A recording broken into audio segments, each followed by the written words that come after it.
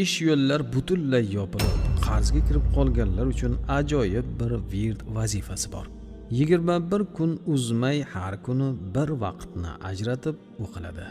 Inshaalloh taolo tang ahvoldan chiqib rizq eshiklari lang ochiladi. Ba'zan bunday hol humul sehri bilan tashkil qilinadi. Farqi yo'q. Sehr bilanmi yoki hasad yoki ko'z bilanmi darhol natijaga guvoh bo'linadi. Bu sinovdan ko'plab o'tgan bir amal. Faqat ixlos va muhabbat bilan qilish kerak. Afzal vaqt bu quyosh 2 nayza ko'tarilgandan tong peshingacha.